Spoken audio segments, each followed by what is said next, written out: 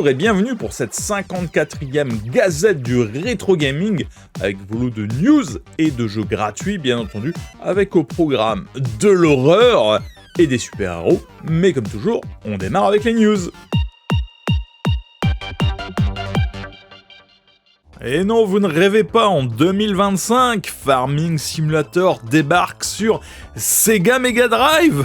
Oui, vous avez bien entendu. Baptisé Farming Simulator 16 bits, ce projet insolite est signé Giant Software, les créateurs de la série à succès. Initialement proposé en version numérique pour les collectionneurs de Farming Simulator 2025, il arrive désormais en cartouche physique, jouable sur le matériel d'origine. Le jeu ne se contente pas d'un simple clin d'œil. Le pixel art est réalisé à la main et le jeu dispose de sons numérisés et même d'une bande-son composée par Christopher Hulsbeck, connu notamment pour Turrican. 2 éditions limitées sont proposées via Strictly Limited Games, avec un total de 1000 exemplaires répartis entre une version standard et une version deluxe, toutes deux sur cartouche verte. D'autres éditions plus accessibles arriveront chez certains revendeurs, mais en noir cette fois-ci. Ce n'est pas la première incursion rétro de Giant Software. En 2018, ils avaient déjà adapté leur jeu sur Commodore 64.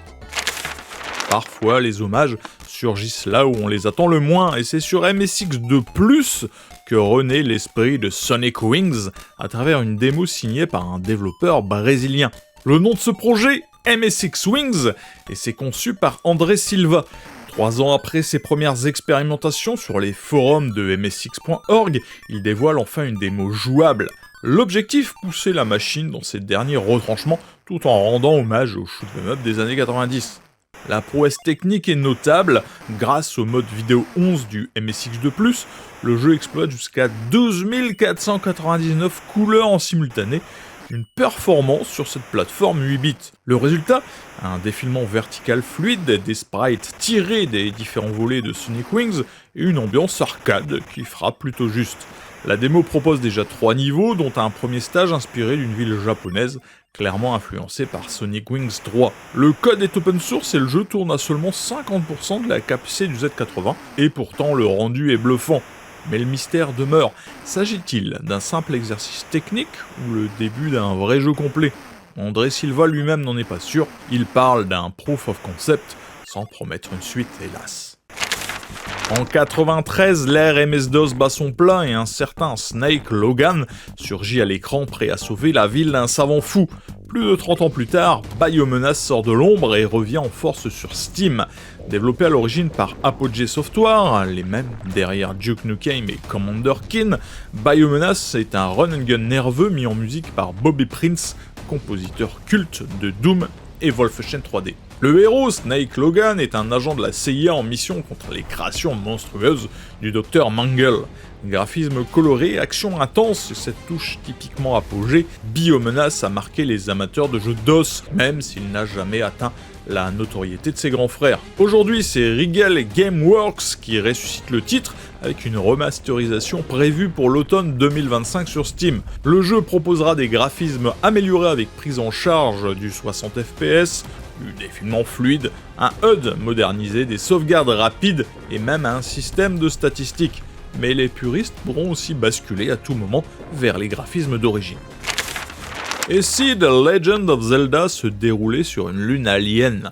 Un nouveau jeu homebrew pour la NES, Night on the Moon, propose exactement ça.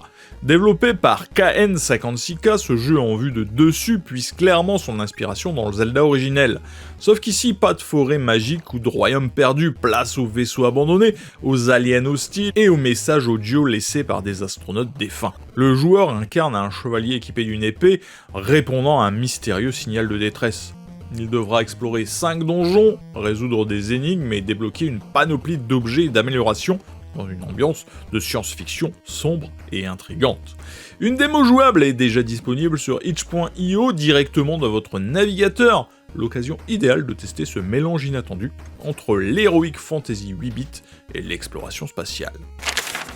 Il y a des jeux qui ne meurent jamais, Doom est de ceux-là. Ce classique de l'ère MS-DOS revient dans une boîte, littéralement, et pas n'importe quelle boîte. Limited Run Games a annoncé une nouvelle édition physique de Doom et Doom 2 pour Switch, PS5, Xbox et PC, mais ce qui fait parler, c'est surtout sa version la plus délirante, la Will It Run Edition. Un clin d'œil assumé à l'un des mèmes les plus tenaces de la communauté, faire tourner Doom sur n'importe quel appareil. Une imprimante, un test de grossesse, un distributeur de billets, tout y est passé. Alors pourquoi pas la boîte elle-même. Cette édition collector sera forcément limitée à 666 exemplaires, hein, et elle affiche le prix de 666,66 $. Elle contient les jeux sur toutes les plateformes, des cartes à collectionner, la bande-son en cassette, une figurine de Cacodemon, une mini-console Cacodemon capable de lancer Doom, et une boîte qui, selon Limited Run, peut aussi faire tourner le jeu. C'est absurde, oui, c'est collector, hein, absolument. C'est fonctionnel, bon bah là par contre ça sera à voir si vous êtes assez riche pour acheter ce bundle. Développé par le studio indépendant God Donut Games, Lady Dracula se veut une suite directe au roman de Bram Stoker. Mais cette fois, c'est la fille de Dracula qui prend les armes. Son père a été tué par des chasseurs, sa mère, dévorée par le chagrin, sombre dans la folie et relâche des hordes de démons sur la terre. Et c'est à vous d'arrêter tout ça. Alors le jeu reprend les codes du classique Vania, on va dire, hein, difficulté rétro, ambiance gothique et plateforme exigeante, mais il va plus loin, effets modernes, décors dynamiques, le tout dans une esthétique fidèle à NES avec des palettes et des sprites d'époque. Côté gameplay, c'est du 109, 30 niveaux, 10 boss, des transformations en araignée, en spectre ou en chauve-souris. Chaque forme apporte de nouvelles capacités pour progresser dans des environnements variés. Forêts, cavernes, cimetières, jusqu'aux profondeurs de l'enfer. Et pour ne pas décourager les mortels, un système de difficulté ultra personnalisable avec réglage sur la physique du personnage, les respawns ou les effets visuels, rien à voir avec le gameplay, mais bon, allant même jusqu'à simuler un écran de Game Boy. Lady Dracula n'a pas encore de date de sortie, mais il est déjà disponible en wishlist sur Steam et itch.io. Imaginez un jeu NES où tous les plus grands monstres du cinéma d'horreur se sont donné rendez-vous pour vous traquer. Bienvenue dans All Hell Unleashed. Dans ce fan game gratuit développé par Fista Productions, un culte maléfique a brisé les frontières de l'enfer. Résultat, les pires icônes de l'horreur envahissent notre monde. Votre mission, récupérer les fragments d'un ancien artefact et refermer la brèche avant que l'humanité ne sombre dans la terreur éternelle. Le gameplay est nerveux, fidèle au classique NES, vous courez, sautez, esquivez, et surtout vous vous battez.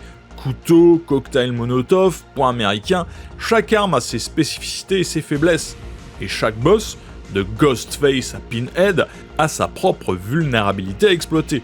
Le tout est saupoudré de secrets et de modes cachés, comme le Camp Blood ou le redoutable Absurd Mode où le moindre coup est fatal.